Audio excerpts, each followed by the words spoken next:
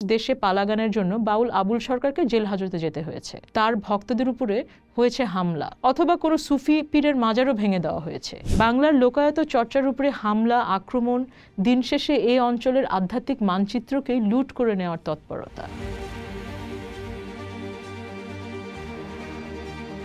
ভাবসূত্র, আপনাদের সাথে আছি আমি শর্মী হোসেন। ভাবুন তো এমন একটি বাংলার কথা যেখানে কবিগান নেই, পালা নেই, ওরস নেই, বাউল নেই, বয়াতি নেই, গাতক নেই, কথক নেই, রাত জেগে গ্রাম্য কিশোরের নিজের মাটির ইতিহাস জানার সুযোগ নেই, সকলের সাথে পাত পেরে একবেলা খাবার উপলক্ষ নেই, হজরত আলী আর মা ফাতেমার করুণ উপাখ্যান শুনে গ্রামের বয়স্ক চাচির দুচোখ ভাসানো অশ্রু নেই, বছরে একদিন গ্রামের সবার সাথে খালা পাগলির মেলায় শিশুদের নিজ গ্রামের কুমারের তৈরি মাটির বাসন কেনার আনন্দ নেই, এমনকি যে কুমারপাড়ায় মেলার জন্য মাটির বাসন তৈরি হয় সেটাও নেই। কেমন হবে সেই বাংলা?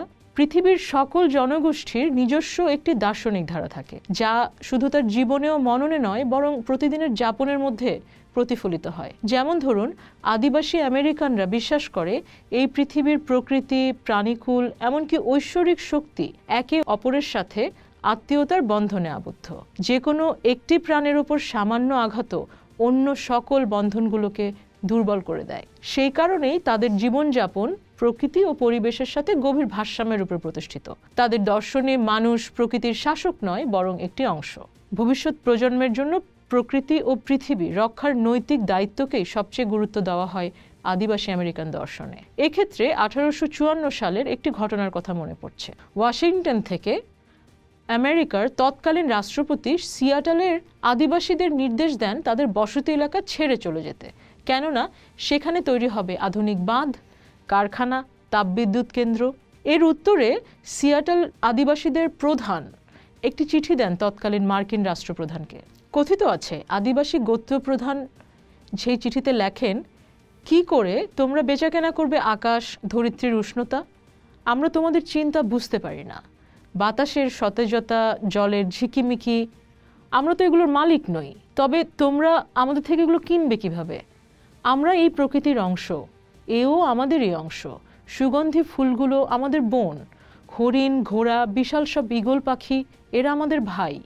এই যে আদিবাসী প্রধান বলছেন আমরা এই প্রকৃতির অংশ বা এরা আমার অংশ, এই বিষয়টি দেশকাল জাতিভেদেই যেন সত্য হয়ে ওঠে। নদী ও কৃষিভিত্তিক বাংলার প্রকৃতির যে আমরা অংশ, সেটা বোঝা যায় এখানকার জ্ঞান ও আধ্যাত্মিক বিকাশের ধরনগুলো দেখলে। দার্শনিক ঐতিহ্যের দিকে তাকালে বাংলার প্রকৃতি কৃষির অনুকূল।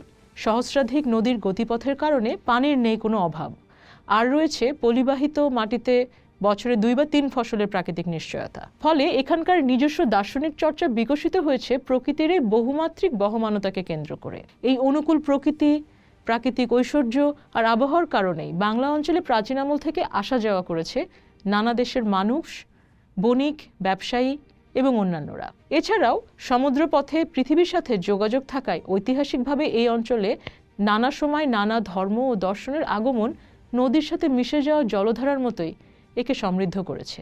ফলে বাংলার দর্শন যেমন নিজস্ব, তেমনি একই সাথে বৈশ্বিক। এই যেমন ধরুন 2025 সালের মার্চে প্রকাশ হওয়া এস্কির সাহির ওসমান গাজী বিশ্ববিদ্যালয়ের ফ্যাকাল্টি অফ থিওলজির জার্নালের একটি প্রবন্ধে দেখানো হচ্ছে 1200 শতকে 12 আউলিয়ার দেশ হিসেবে পরিচিত চট্টগ্রামের 12 আউলিয়া শাহ মোহসেন, পীর বদর, কদল খান গাজী, গরিবুল্লাহ শাহ, বদর মক্কান শাহ, শাহ ওমর, শেখ ফরিদ, মোল্লা মিসকিন, শাহ চাঁদ আউলিয়া, শাহ সুন্দর ফকির, বায়েজিদ বোস্তামি এবং শাহ আমানত কিভাবে আধ্যাত্মিক জাগরণ, শিক্ষা ও মানবিক আদর্শের মাধ্যমে ইসলামের অন্তর্নিহিত সাম্যের মূল্যবোধকে বাংলার দার্শনিকতায় একীভূত করেছেন, নানা মতের, নানা ধর্মের মানুষকে সহাবস্থানের শিক্ষা দিয়েছেন।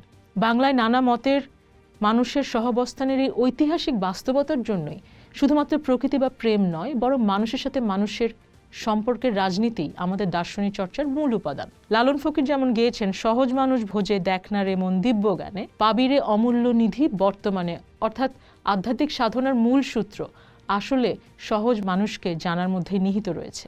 বাংলার দর্শন মূলত ধনী বা ধনহীন, হিন্দু, মুসলমান, আশরাফ, আত্রাফ নির্বিশেষে সকলকে মর্যাদা দেওয়ার দর্শন। এতে রয়েছে মানুষের সাথে মানুষের ভাব বিনিময়ের গভীর আহ্বান। আর বাংলার নিজস্ব বৈশ্বিক দর্শন চর্চা ও উদার সামাজিক মূল্যবোধ প্রচারিত হয়েছে এদেশের বাউল, বয়াতি, কাওয়াল, সুফি, ফকির, গাতক ও কথকদের মাধ্যমে। বাংলার মাটিতে ছড়িয়ে ছিটিয়ে রয়েছে তাদের পবিত্র পদচারণার স্মৃতিবাহী সব স্মারক চিহ্ন।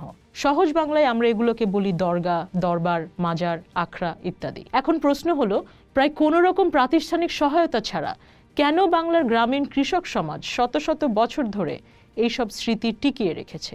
কারণ কোনো প্রাতিষ্ঠানিক স্কুল, কলেজ বা বিশ্ববিদ্যালয়ের পুঁথিগত বিদ্যা নয়, বরং সামাজিক, আধ্যাত্মিক ও দার্শনিক সংকট মোকাবেলায় মানুষের সাথে মানুষের সরল সহমর্মী সম্পর্ক স্থাপন করতে এদের ভূমিকা বাংলার মানুষ নিজেই উপলব্ধি করে।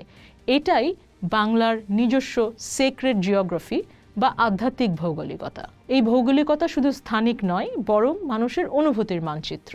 এখানে ধর্ম, সংস্কৃতি ও জীবন পরস্পরকে ধারণ ও সমৃদ্ধ করে। এইসব লোকায়ত পবিত্র স্থানগুলো মানুষকে শেকড়ের সাথে নতুনভাবে পরিচয় করায় ও নিজস্ব দার্শনিক বাস্তবতায় বাঁচতে শেখায়। বাংলার লোকায়ত চর্চার উপরে হামলা, আক্রমণ দিন শেষে এই অঞ্চলের আধ্যাত্মিক মানচিত্রকেই লুট করে নেওয়ার তৎপরতা। যেমন করে আমেরিকার আদিবাসী বা বাংলা অঞ্চলের উপর ইউরোপিয়ানরা কলোনি করেছিল মূলত সম্পদ লুটের জন্য, কিন্তু দখল করেছিল আমাদের মন, মগজ, সংস্কৃতি ও ভূমি।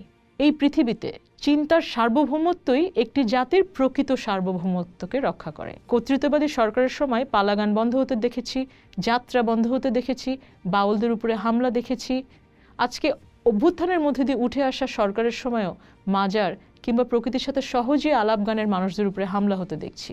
সর্বশেষ দেশে পালাগানের জন্য বাউল আবুল সরকারকে জেল হাজতে যেতে হয়েছে। তার ভক্তদের উপরে হয়েছে হামলা, অথবা কোনো সুফি পীরের মাজারও ভেঙে দেওয়া হয়েছে। এসব যখন হয় তখন প্রকৃত অর্থে হামলা হয় বাংলার চিরায়ত সহাবস্থানের দর্শনের উপরে, মেলায় বেড়াতে যাওয়া সেই শিশুটির উপরে, লোকায়ত ইতিহাসের প্রথম পাঠ নেওয়া সেই কিশোরের উপরে, আধ্যাত্মিকভাবে সিক্ত সেই চাচির চোখের জলের উপরে, তথা বাংলার নিজস্ব সেক্রেট জিওগ্রাফির উপরে। পোস্ট দেখুন, করুন, ভাবুন।